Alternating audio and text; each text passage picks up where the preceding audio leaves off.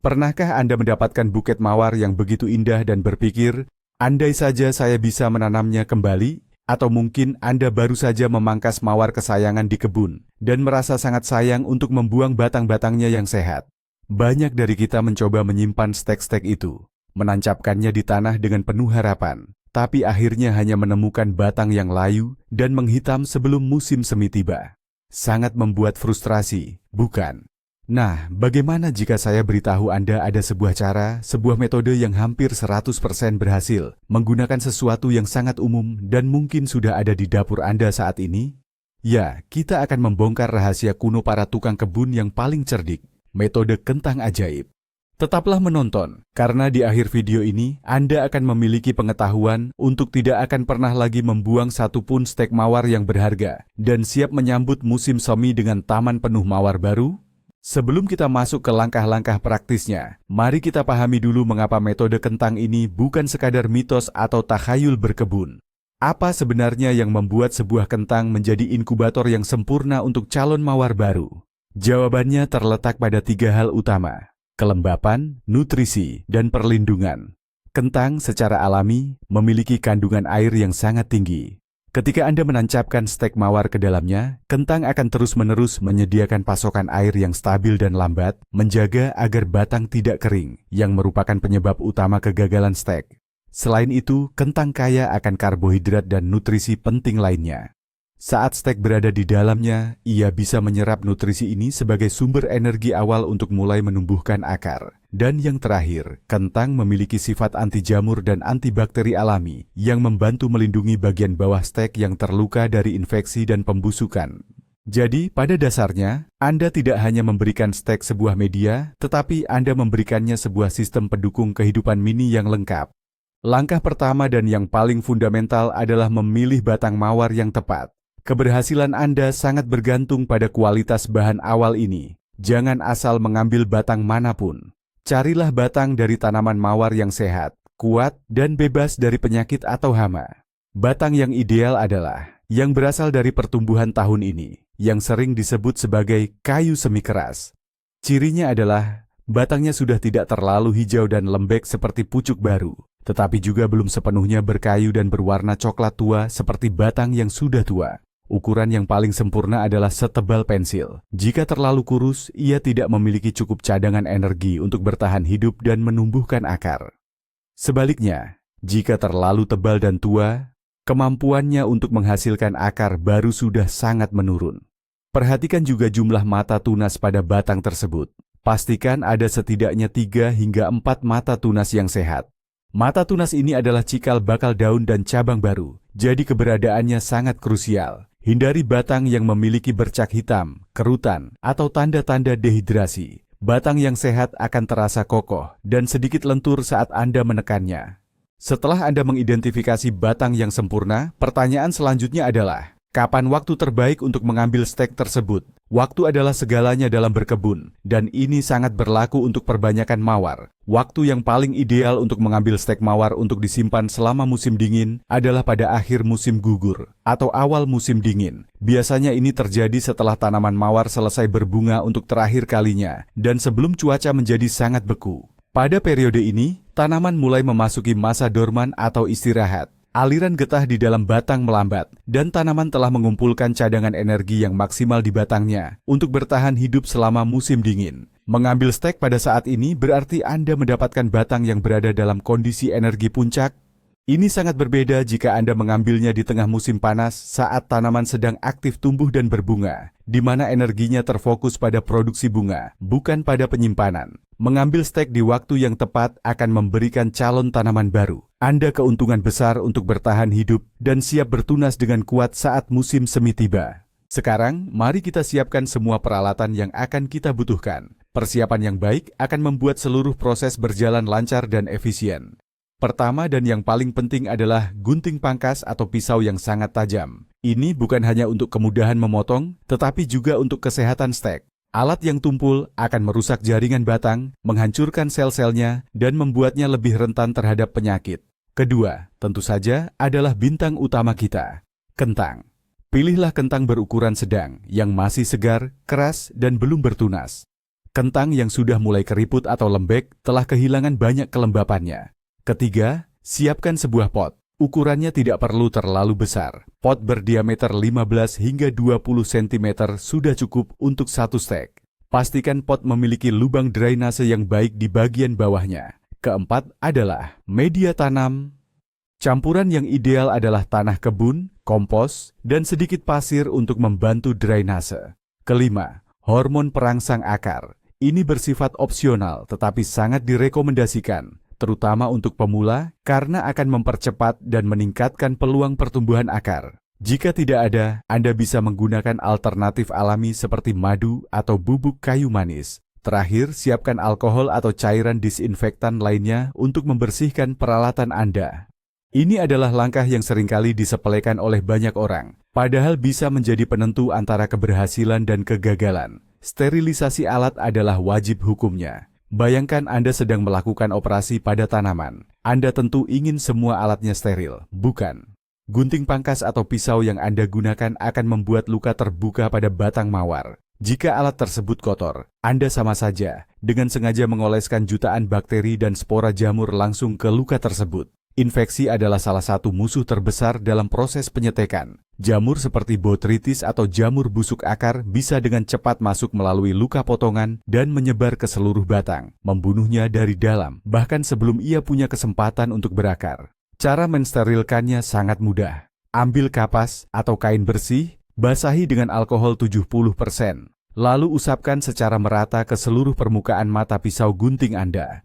Pastikan tidak ada sisa tanah atau getah tanaman dari penggunaan sebelumnya. Lakukan ini tepat sebelum Anda mulai memotong. Langkah sederhana yang hanya butuh waktu beberapa detik ini adalah polis asuransi termurah untuk melindungi investasi waktu dan harapan Anda pada stek mawar tersebut. Jangan pernah melewatkan langkah ini. Setelah semua alat siap dan steril, saatnya kita mempersiapkan stek mawar itu sendiri. Kita akan mulai dengan potongan pertama, yaitu memisahkan batang pilihan dari tanaman induknya. Ukuran panjang stek yang ideal adalah sekitar 20 hingga 25 cm. Panjang ini memberikan keseimbangan yang baik antara jumlah mata tunas yang cukup untuk pertumbuhan di masa depan dan luas permukaan yang tidak terlalu besar, sehingga menyebabkan penguapan berlebih. Saat memotong, lakukan dengan satu gerakan yang cepat dan bersih. Jangan menggergaji atau memutar gunting, karena itu akan merusak jaringan batang. Pilih titik potong tepat di bawah mata tunas terluar pada batang yang Anda pilih. Setelah Anda memotongnya dari tanaman induk, periksa kembali batang tersebut. Apakah terlihat sehat? Apakah potongannya bersih? Jika Anda memiliki batang yang sangat panjang, Anda bisa membaginya menjadi beberapa stek, asalkan setiap bagian memiliki panjang minimal 20 cm dan memiliki setidaknya 3 atau 4 mata tunas. Proses persiapan ini adalah fondasi. Semakin baik Anda melakukannya, semakin kokoh bangunan tanaman baru Anda nantinya. Setelah stek terpotong dengan panjang yang sesuai, langkah selanjutnya adalah membersihkannya. Tujuan dari pembersihan ini adalah untuk mengurangi penguapan air dari batang dan memfokuskan seluruh energi stek pada pembentukan akar, bukan pada pemeliharaan daun. Ambil stek Anda dan buang semua daun dari 2/3 bagian bawah batang. Anda bisa memetiknya dengan tangan atau memotongnya dengan hati-hati. Mengapa ini penting? Daun melakukan transpirasi, yaitu proses penguapan air. Jika terlalu banyak daun yang tersisa, stek akan kehilangan air lebih cepat daripada kemampuannya menyerap, yang akan menyebabkan dehidrasi dan kematian. Sisakan hanya 2 atau 3 helai daun di bagian paling atas. Bahkan daun yang tersisa ini pun sebaiknya dipotong setengahnya untuk lebih mengurangi area penguapan. Selain daun, buang juga duri-duri tajam yang ada di bagian bawah batang, yaitu bagian yang nantinya akan masuk ke dalam kentang dan tanah. Menghilangkan duri akan memudahkan Anda saat menancapkannya nanti dan juga mengurangi risiko melukai diri sendiri atau merusak kentang saat proses penancapan. Stek yang bersih dan rapi adalah stek yang siap untuk tahap selanjutnya. Sekarang kita akan fokus pada bagian paling bawah dari stek, bagian di mana keajaiban pertumbuhan akar akan dimulai. Cara Anda membuat potongan di bagian bawah ini memiliki dampak yang sangat signifikan. Jangan biarkan potongannya lurus begitu saja. Ambil pisau tajam Anda dan buatlah potongan miring dengan sudut sekitar 45 derajat. Lakukan ini tepat di bawah mata tunas paling bawah. Mengapa harus miring? Potongan miring ini secara drastis akan memperluas area permukaan kambium yang terbuka. Kambium adalah lapisan tipis jaringan tanaman yang bertanggung jawab untuk pertumbuhan baru, termasuk akar. Semakin luas area kambium yang terpapar, semakin besar kemungkinan dan semakin banyak akar baru yang akan terbentuk. Ini seperti membuka lebih banyak pintu bagi akar untuk keluar. Beberapa tukang kebun bahkan membuat 1 atau 2 sayatan vertikal dangkal sepanjang 1 atau 2 cm di bagian paling bawah stek untuk lebih memperluas area ini. Pastikan potongan ini dibuat dengan pisau yang sangat tajam untuk mendapatkan permukaan yang halus. Permukaan yang kasar dan robek lebih sulit untuk menyerap air dan lebih rentan terhadap infeksi jamur. Jika potongan bawah sangat penting untuk merangsang akar, maka potongan atas sama pentingnya untuk melindungi stek dari ancaman dehidrasi. Bagian atas stek yang baru dipotong adalah luka terbuka yang besar, tempat di mana kelembapan berharga bisa menguap dengan cepat, terutama jika disimpan di lingkungan yang kering. Untuk mencegah hal ini, kita perlu menyegel luka tersebut. Potongan di bagian atas sebaiknya dibuat lurus, sekitar 1 cm di atas mata tunas paling atas. Potongan lurus meminimalkan area permukaan yang terbuka dibandingkan dengan potongan miring. Setelah dipotong, ada beberapa cara untuk menyegelnya. Metode tradisional yang sangat efektif adalah dengan menggunakan lilin. Nyalakan sebatang lilin dan teteskan sedikit lilin cair tepat di atas permukaan potongan atas. Lilin akan mengeras dan membentuk lapisan pelindung tahan air. Alternatif lain adalah dengan menggunakan lem kayu tahan air atau bahkan cat kuku bening. Tujuannya sama, menciptakan penghalang untuk mengunci kelembapan di dalam batang. Tindakan pencegahan sederhana ini akan membuat perbedaan besar dalam menjaga stek tetap terhidrasi dan sehat selama masa penantiannya yang panjang. Sekarang mari kita bicara tentang sebuah alat bantu yang bisa menjadi pendorong kesuksesan Anda, hormon perangsang akar. Apakah ini mutlak diperlukan? Tidak. Stek mawar bisa berakar tanpanya, terutama dengan bantuan dari kentang. Namun, penggunaan hormon ini akan secara signifikan meningkatkan tingkat keberhasilan dan mempercepat proses pembentukan akar. Hormon ini, yang biasanya dijual dalam bentuk bubuk atau gel, mengandung auksin sintetis, yaitu hormon tanaman yang secara alami merangsang pertumbuhan akar. Penggunaannya sangat mudah. Setelah Anda membuat potongan miring di bagian bawah stek, cukup celupkan ujung bawah stek tersebut ke dalam air, lalu celupkan ke dalam bubuk hormon. Tepuk-tepuk ringan untuk menghilangkan kelebihan bubuk. Lapisan tipis hormon ini akan memberikan sinyal kuat pada sel-sel di area potongan untuk mulai berubah dan berkembang menjadi akar. Jika Anda lebih suka metode organik, ada beberapa alternatif yang bagus. Madu murni memiliki sifat antibakteri dan anti jamur alami, serta mengandung enzim yang dapat merangsang pertumbuhan. Bubuk kayu manis juga merupakan fungisida alami yang kuat, yang dapat melindungi stek dari pembusukan. Cukup gulingkan ujung stek yang basah ke dalam madu atau bubuk kayu manis sebelum menancapkannya. Pemilihan kentang sama pentingnya dengan pemilihan stek mawar itu sendiri. Jangan hanya mengambil kentang pertama yang Anda lihat di dapur. Carilah kentang yang ideal untuk tugas ini. Ukuran sedang adalah yang terbaik. Jika terlalu kecil, ia tidak akan memiliki cukup massa untuk menopang stek dan menyediakan kelembapan yang cukup lama. Jika terlalu besar, akan sulit untuk ditanam di dalam pot standar. Yang terpenting adalah kondisi kentang tersebut. Pilihlah kentang yang terasa padat dan kencang saat ditekan. Kulitnya harus mulus, tanpa banyak memar, area lunak, atau tanda-tanda pembusukan. Hindari kentang yang sudah mulai bertunas. Tunas pada kentang menandakan bahwa kentang tersebut sudah mulai menggunakan cadangan energinya untuk pertumbuhannya sendiri, energi yang seharusnya dialokasikan untuk stek mawar Anda. Kentang yang segar dan tertidur adalah wadah energi dan air yang sempurna.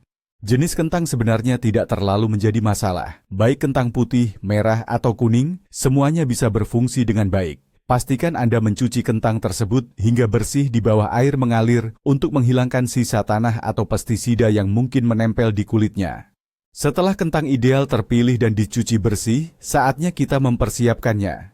Jangan mengupas kulit kentang. Kulitnya berfungsi sebagai lapisan pelindung yang membantu menjaga struktur dan kelembapan kentang lebih lama. Langkah persiapan utamanya adalah membuat lubang di tengah kentang untuk menancapkan stek mawar. Disinilah banyak orang melakukan kesalahan. Lubang tersebut harus pas. Jika terlalu besar atau longgar, tidak akan ada kontak yang baik antara batang stek dan daging kentang. Ini akan menciptakan kantung udara, menghambat transfer kelembapan dan nutrisi. serta bisa menjadi tempat berkembang biaknya jamur. Sebaliknya, jika lubang terlalu kecil, Anda akan merusak ujung stek saat memaksanya masuk, mengikis lapisan kambium dan hormon perangsang akar yang sudah Anda oleskan. Ukuran lubang harus sedikit lebih kecil dari diameter stek mawar Anda, sehingga stek bisa masuk dengan pas dan kokoh. Pikirkan kentang ini bukan hanya sebagai media tanam, tetapi sebagai jaket pelindung, sumber makanan, dan sistem irigasi pribadi bagi stek mawar Anda. Persiapan yang cermat pada tahap ini akan memastikan semua fungsi tersebut berjalan optimal. Jadi, bagaimana cara membuat lubang yang sempurna pada kentang? Ada beberapa teknik yang bisa Anda gunakan, tergantung pada alat yang Anda miliki. Metode yang paling presisi adalah dengan menggunakan mata bor. Pilihlah mata bor yang diameternya sedikit lebih kecil dari diameter stek Anda. Pasang pada bor listrik, dan dengan hati-hati bor lubang di bagian tengah atas kentang. Buatlah lubang dengan kedalaman sekitar 4 hingga 5 cm. Ini cukup dalam untuk menopang stek dengan kokoh. Jika Anda tidak memiliki bor, jangan khawatir. Anda bisa menggunakan obeng kepala Phillips yang bersih atau bahkan paku yang tebal. Tekan dan putar obeng ke dalam kentang untuk membuat lubang. Mungkin perlu sedikit usaha, tetapi hasilnya sama efektifnya. Hindari menggunakan pisau untuk menggali lubang, karena ini cenderung menghasilkan lubang yang tidak rata dan terlalu besar. Kunci utamanya adalah membuat lubang yang bersih dan ukurannya pas.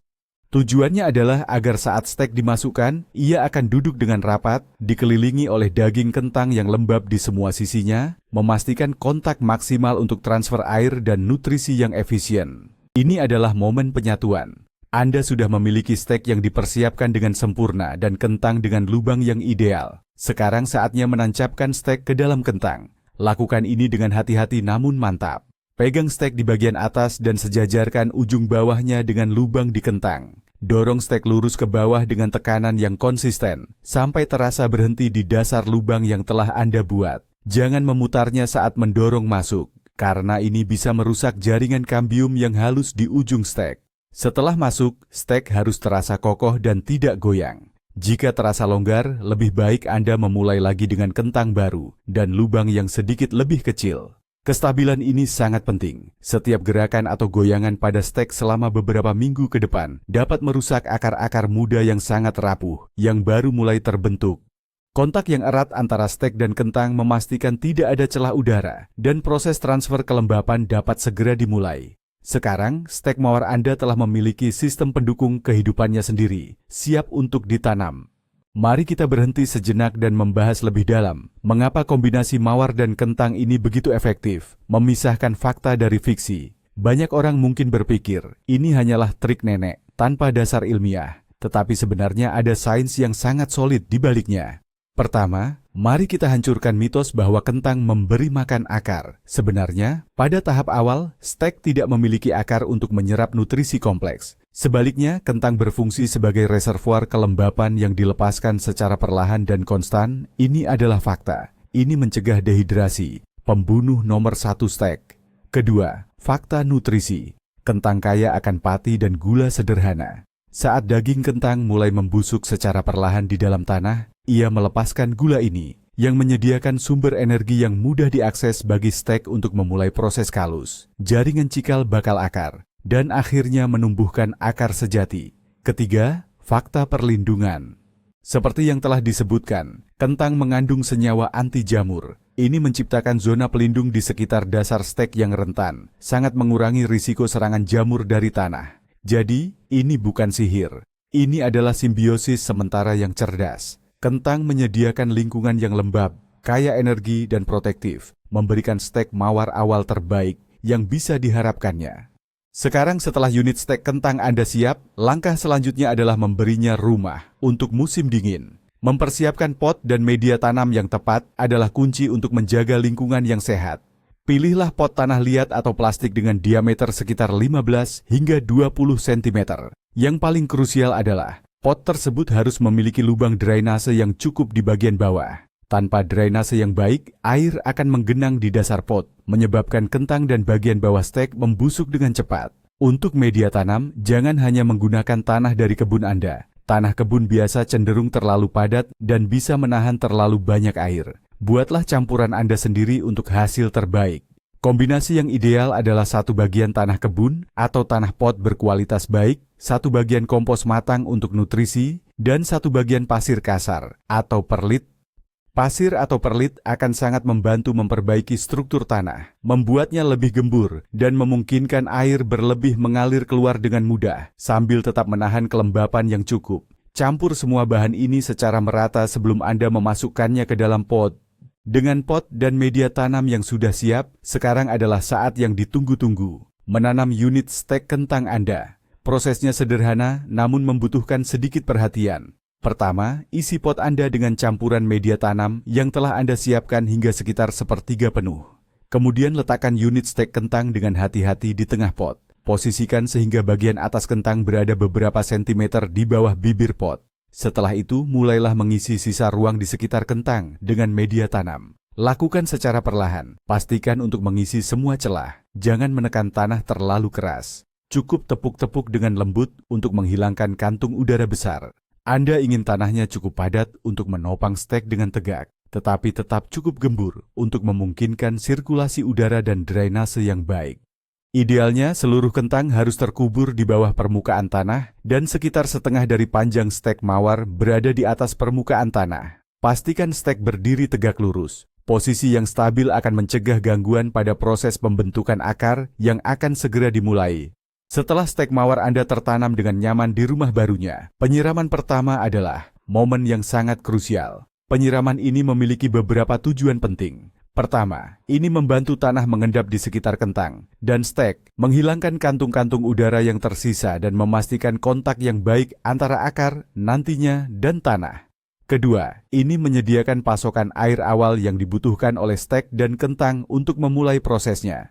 Siramlah secara perlahan dan menyeluruh.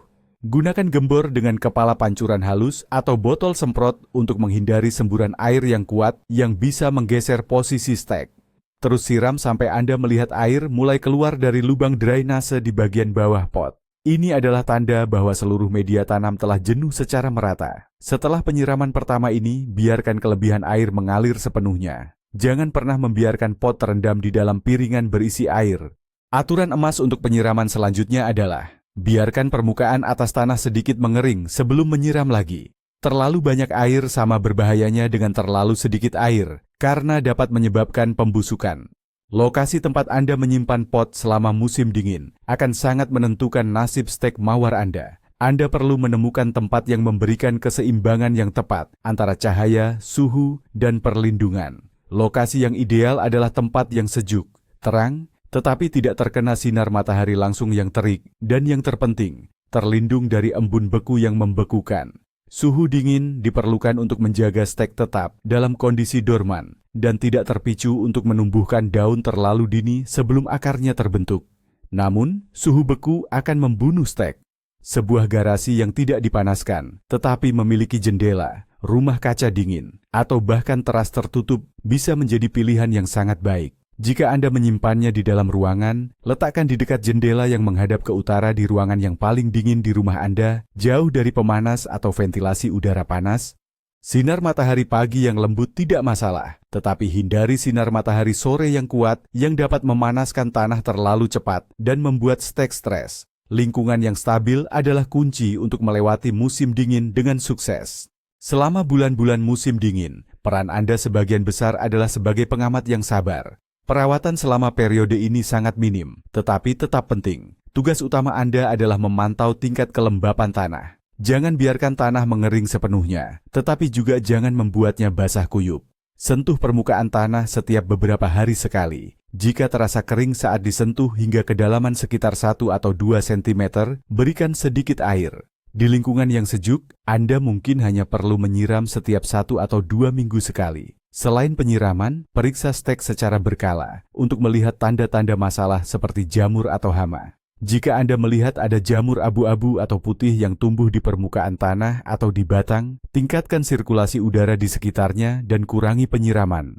Jika ada bagian stek yang menjadi hitam atau lembek, sayangnya itu adalah tanda kegagalan dan harus dibuang untuk mencegah penyebaran penyakit ke stek lain. Sebagian besar waktu, Anda hanya perlu membiarkannya. Jangan tergoda untuk menarik atau menggoyangkan stek untuk memeriksa apakah sudah berakar. Ini hanya akan merusak akar-akar halus yang baru terbentuk. Kesabaran adalah kebajikan terbesar seorang tukang kebun pada tahap ini. Setelah penantian panjang selama musim dingin, momen yang paling mendebarkan adalah ketika Anda mulai melihat tanda-tanda kehidupan baru. Saat hari-hari mulai memanjang dan suhu perlahan menghangat di awal musim semi, perhatikan stek Anda dengan cermat. Tanda keberhasilan pertama yang paling jelas adalah pembengkakan mata tunas di sepanjang batang. Mata tunas yang tadinya tidur akan mulai membesar dan mungkin menunjukkan sedikit warna kemerahan atau kehijauan. Tak lama kemudian, dari mata tunas ini akan muncul daun-daun kecil yang baru. Ini adalah pemandangan yang sangat menggembirakan. Munculnya daun baru adalah indikator kuat bahwa proses pembentukan akar di bawah tanah telah berhasil, karena stek sekarang memiliki kemampuan untuk menopang pertumbuhan baru. Namun, jangan terburu-buru memindahkannya keluar. Biarkan tanaman muda ini menguatkan dirinya di dalam pot selama beberapa minggu lagi. Ketika semua bahaya embun beku telah berlalu dan tanaman telah menghasilkan beberapa set daun yang sehat, barulah ia siap untuk proses aklimatisasi atau pengenalan bertahap ke lingkungan luar sebelum akhirnya ditanam secara permanen di taman Anda. Anda telah berhasil menciptakan kehidupan baru. Jadi, itulah dia, rahasia yang terungkap sepenuhnya. Metode yang tampak aneh menggunakan kentang ternyata adalah sebuah strategi berkebun yang sangat cerdas dan berakar kuat dalam ilmu biologi tanaman. Kita telah membahas semuanya, mulai dari memilih batang yang sempurna pada waktu yang tepat, mempersiapkannya dengan teknik potongan yang benar, hingga memberinya sistem pendukung kehidupan mini di dalam sebuah kentang. Kita juga belajar cara menanamnya, merawatnya dengan sabar selama musim dingin, dan akhirnya menyaksikan keajaiban tunas baru yang muncul di musim semi. Ini adalah bukti bahwa terkadang solusi paling efektif untuk masalah berkebun yang rumit bisa ditemukan di tempat yang paling tidak terduga, seperti di keranjang sayuran di dapur Anda. Metode ini tidak hanya meningkatkan tingkat keberhasilan Anda secara dramatis, tetapi juga memberikan kepuasan yang luar biasa saat melihat batang yang tadinya akan dibuang berubah menjadi tanaman mawar yang indah dan subur. Terima kasih banyak telah menonton video ini sampai akhir. Jika Anda merasa tips ini bermanfaat, jangan ragu untuk menekan tombol suka dan berlangganan ke channel kami untuk lebih banyak lagi rahasia berkebun yang akan kami bongkar. Sekarang saya ingin mendengar dari Anda. Metode unik apa lagi yang pernah Anda coba atau dengar untuk memperbanyak tanaman? Bagikan pengalaman, keberhasilan, atau bahkan kegagalan Anda di kolom komentar di bawah. Mari kita belajar bersama. Dit.